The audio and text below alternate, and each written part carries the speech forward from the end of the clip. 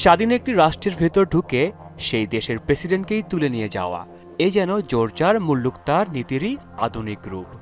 ইতিহাস সাক্ষ্য দেয়, যেখানে খনিজ সম্পদ আছে, বিশেষ করে তেল, সেখানেই শান্তির প্রতিষ্ঠার নামে হাজির হয় যুক্তরাষ্ট্র। নজিরবিহীন এক অভিযানে ভেনেজুয়েলার রাজধানী সহ বিভিন্ন অঞ্চলে ধারাবাহিক বিস্ফোরণ ও সামরিক হামলা চালায় যুক্তরাষ্ট্র।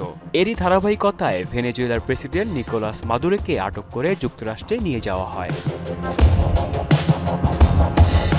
কারাকাসের আকাশে যে বিস্ফোরণ, তা কি কেবল একটি সামরিক অভিযান, নাকি বহু আগেই অন্ধকার কক্ষে আঁকা কোনো যুদ্ধের নীল নকশার বাস্তবায়ন? তেল, ক্ষমতা আর পরাশক্তির ছায়াযুদ্ধে কে আসল শিকার? বিশ্লেষকদের প্রশ্ন, এই অভিযান কি কেবল গণতন্ত্র ও মানবাধিকারের অজুহাত, নাকি ভেনেজুয়েলার বিপুল তেল ভান্ডার এর আসল লক্ষ্য? বিশ্বের সবচেয়ে বড় প্রমাণিত তেল রিজার্ভের দেশগুলোর একটি ভেনেজুয়েলা।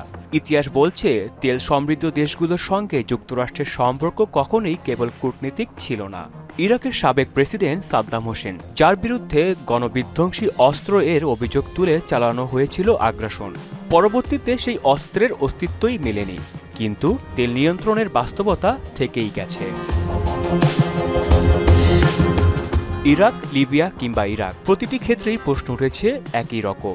এই যুদ্ধ কি নিরাপত্তার জন্য, নাকি শক্তি ও জ্বালানি সম্পদ দখল নিতে? ভেনেজুয়েলার ক্ষেত্রে সেই প্রশ্ন এখন ঘুরপাক খাচ্ছে বিশ্ব গণমাধ্যমগুলোতে। শনিবার রাতে সিবিএস নিউজকে দেওয়া এক সাক্ষাৎকারে মার্কিন প্রতিরক্ষা মন্ত্রী পিট হেগসেট বলেন, ভেনেজুয়েলার ভবিষ্যৎ কোন দিকে যাবে তার শর্ত এখন যুক্তরাষ্ট্র নির্ধারণ করবে। এ সময় তিনি ডোনাল্ড ট্রাম্পকে প্রেসিডেন্ট অব অ্যাকশন আখ্যা দিয়ে তার প্রশংসা করেন। ভেনেজুয়েলার প্রেসিডেন্ট নিকোলো মাদুরোকে যুক্তরাষ্ট্রের নিউ ইয়র্ক শহরের ব্রুকলিনে অবস্থিত মেট্রোপলিটন ডিটেনশন সেন্টার এমডিসি নেওয়া হয়েছে। যুক্তরাষ্ট্রের কয়েকটি সংবাদ মাধ্যমে প্রকাশিত খবরের বরাত দিয়ে মাদুরোকে এমডিসিতে নেওয়ার বিষয়টি জানিয়েছে বিবিসি। এই কারাগারটি হাই প্রোফাইল বন্দীদের রাখার জন্য পরিচিত। আহসানুল হৃদয়, মোহনা ডিজিটাল।